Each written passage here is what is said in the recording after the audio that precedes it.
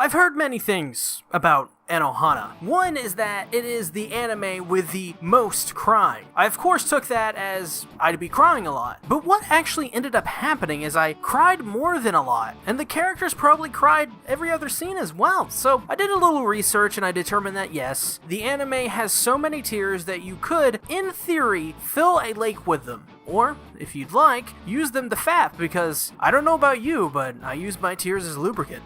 Jinta Yadomi is peacefully living as a recluse, spending his days away from school and playing video games at home instead. One hot summer day, his childhood friend, Meiko Honma, appears and pesters him to grant a forgotten wish. He pays her no mind, which annoys her, but he doesn't really care. After all, Menma already died years ago. At first, Jinta thinks that he is merely hallucinating due to the summer heat, but he is later on convinced that what he sees truly is the ghost of Menma. Jinta and his group of childhood friends grew apart after her untimely death, but they are drawn together once more as they try to lay Menma's spirit to rest. Reliving their pain and guilt, will they be able to find the strength to not only help Menma move on, but themselves as well.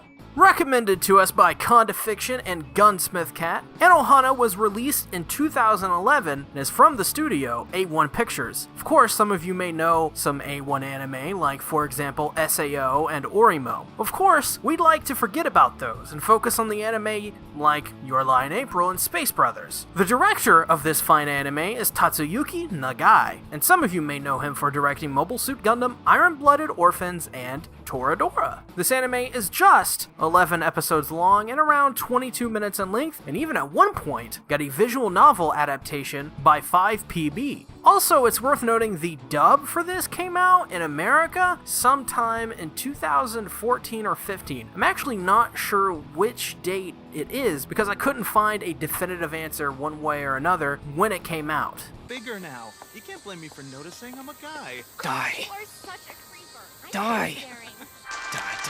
Die. Just die already. I've got enough to think about without you sex addicts distracting me with your damn boob talk. Die. So, first off, I kind of want to get some of the negative stuff out of the way. And there is one thing this anime fails to explain properly, and it's the characters the show is about. And it's something to do with the characters. So, in the series, Menma is obviously dead. She's passed on. She's kicked the bucket. But her spirit remains behind. Now, maybe I missed something, but they never explain how Menma can interact with her surroundings. I'm not exactly asking for a scientific answer, but I want one that at least makes sense in anime land. Like, for example, Menma uses the energy around her to gather enough force to push or move something. You know, something we've seen in Ghost Hunters. That's right, I just reminded you Ghost Hunters was a thing. But instead, it's never explained and she just walks around bumping into people and picking stuff up without really any explanation. Another example of this is her eating, which is way more of a plot hole and shouldn't have been included at all. Why does a ghost eat? Where does the food go? Does it go on the floor? These are some things that I found quite egregious in comparison to how the show presents things. For the most part, this anime is perfectly written for this kind of show. Everything makes sense, except for these two things, and it drives me mad. Just explain how she can eat and move stuff. How hard is it to put in a scene like that? Maybe 1 to 5 minutes of time at the most. Overall, the story is well-paced and well-written. Sure, you have the ghost interfacing with the real, but you could easily play devil's advocate and say it's not that big of a deal. And the show does build up enough goodwill for me to look past it, at least while I'm watching it anyways. But for being just 11 episodes, it does such a great job at developing a story that feels like 12 or 13 episodes. You also don't get too many anime like this, which command great emotion from the script, the voice acting, characters, and even the audience. This show envelops the viewer in its ambiance and leaves you tired at the end. I know that when after I was done with this series, I had to just kind of sit and think about what I had watched and really take it all in. And AnoHana is a great show. It makes you reflect on the series, the characters, and yourself all at the same time, which is a huge accomplishment for any show. So, AnoHana is just an 11 episode anime, and it's very simple at that. It's about dealing with loss and importance of friends and family. But it's a story that touched me personally. To open up a little bit about my personal life, my sister died when I was just 16. You can imagine how that affected me, and still affects me to this day as I am saying these words to you. The reason I'm peeling back the curtains and bringing this up is because rarely do I watch an anime or any kind of medium and I can relate to something. Now, my story is for another day, but AnoHana in just the first episode managed to get me to not only to relate to it, but to get me to strongly attach my own personal experience to it. Because of this, the series made me think about my own life, which rarely ever happens with this medium. So, I do want to say, if by chance someone out there has worked on this anime, thank you for making this anime. This is a story that is completely accurate in grievances and how people deal with loss. Whatever's wrong with me, it's like bad. The summer heat's really knocking me for a loop. Now, moving on from the sappy stuff, I do want to go straight back into the sappy stuff. The things I really enjoyed about this show wasn't even really the goal the story sets up for the general happenings with our main characters. The thing I absolutely loved the most about this anime was the secondary and supporting characters. Their portrayal in this story really helps sell the tragedy. For example, Menma's mother is a character that can never let her daughter's death go, not for a single second. She never stops thinking about her, and as the story progresses, the character arc helps develop where exactly our main characters are. Honma's mother is a character that isn't just a character, but at one point was a person in my own life affected by my sister's death I mentioned earlier. This character was portrayed absolutely perfectly, down to her making an extra bowl of rice for her passed daughter. I promise you when I say this, but that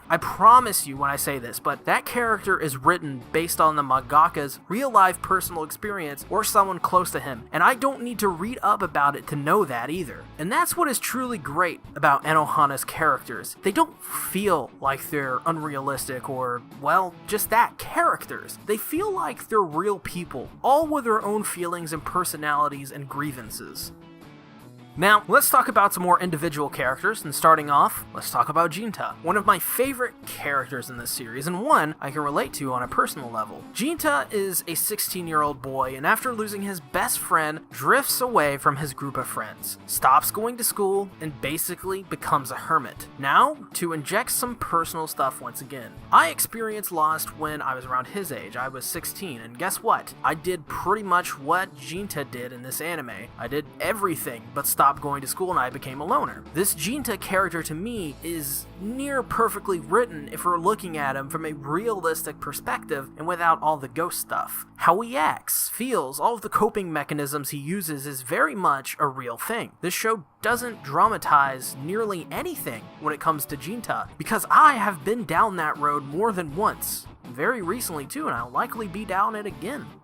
Other characters I like are Naruko and Tetsudo. Naruko is a girl who has flourished into this social butterfly when the group disbanded. She's become a beautiful young lady. She's got a bright future, and she doesn't really need to go back to any of this. But still, she's such a good person to her core that she will go back and revisit this pain and try her hardest to pursue Jinta and her own personal feelings. Even though he's a hermit, she sees something in Jinta, and her old friends as well, and wants to mend that bridge even though it won't be an easy one. The same thing goes for Tetsudo as well, but I find Tetsudo's much more heartbreaking than any of the other characters. Tetsudo took Menma's death so hard to the point where he has become a world traveler. He's been everywhere, and his attitude has greatly changed because of that. He is a much more upbeat person who has experienced much more than anyone else. But there is a darkness to him that is very sad. He's basically this upbeat person, this world traveler, but it's all to cope with the death of Menma. He obviously doesn't take her death that well, and while you can see most of his decisions as a positive, they still likely can't fill that void.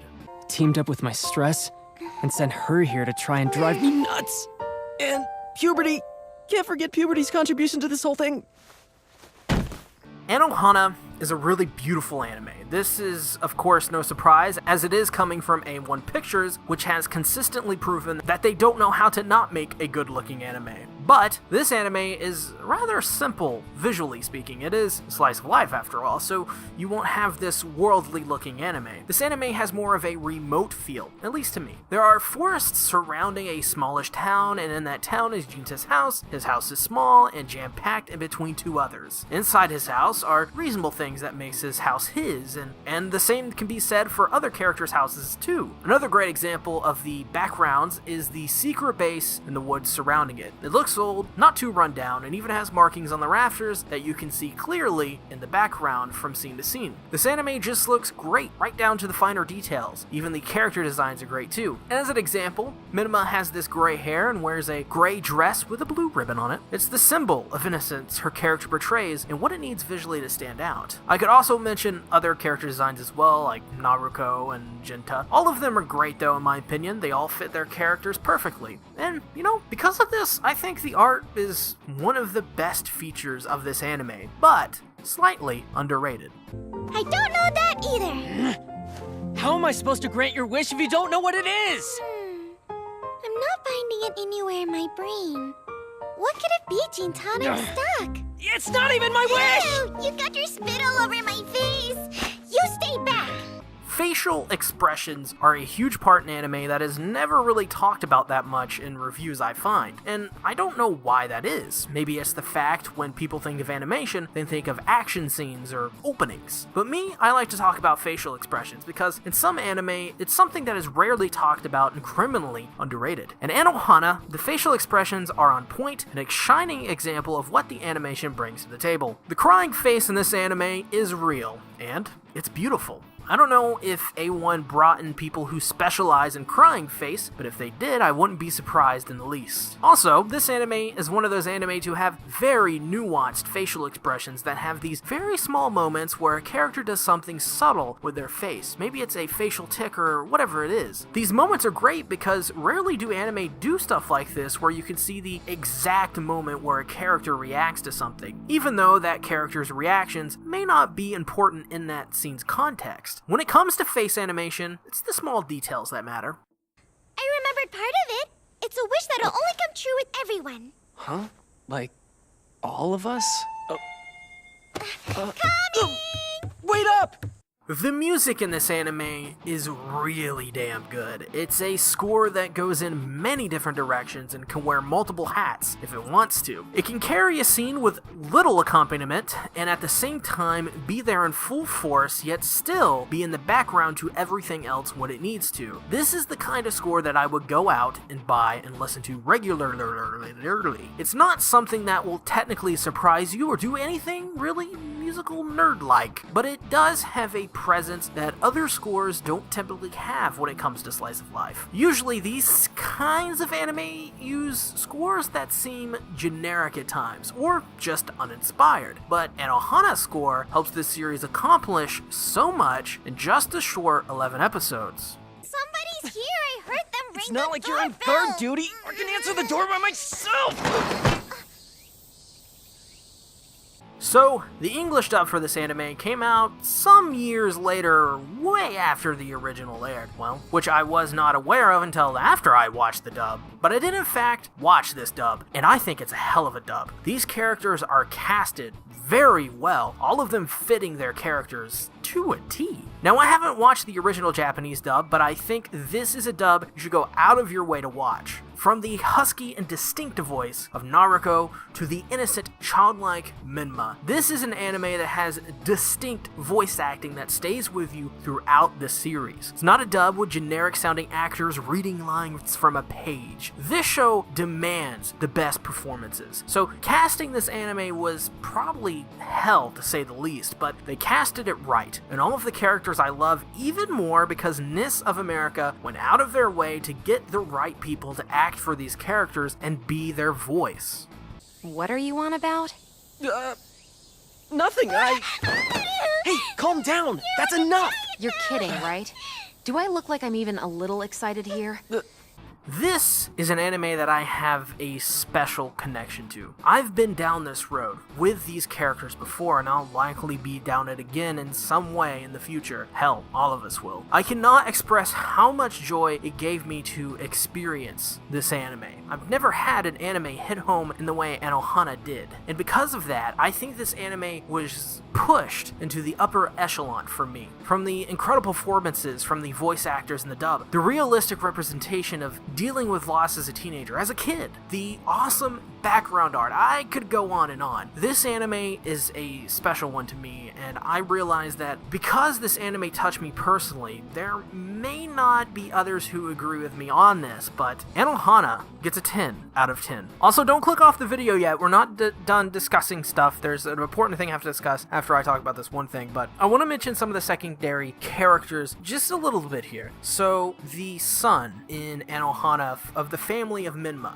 This son, I feel for this guy. He was so in the background for most of this anime, and he has a very integral part in the end of the series. I'm not going to really go into spoilers on this, but I may even do a video on this guy one day, because this is a awesome character that he may have like 5 lines in the whole series, but he's so great. And at the end of the series, he has this moment of clarity, and where his parents have this moment of clarity with him, and it's such a great scene. And I just want to talk about that character for a moment, and I wanted to shine a spotlight on him out of the way of this review, because I love that character. I think he's one of the shining examples of how to do a supporting character right. Now, on to the little bit of a small announcement here. AnoHana will be the final anime I give a review score to. So, that's right. I'm moving away from review scores. I'm instead moving in a direction where I don't review things and then give them a score. I review them and I talk about them and I give them a recommendation. It's either I will recommend it or I won't. That's kind of it. And I'll always preface most of those recommendations with I recommend this if you're like a fan of mecha or something like that, right? But yes, this is the final anime that will ever get a review score from me ever, unless you're like on Mal or something like that. So if you really want to see what I score these things, you can go to my Mal.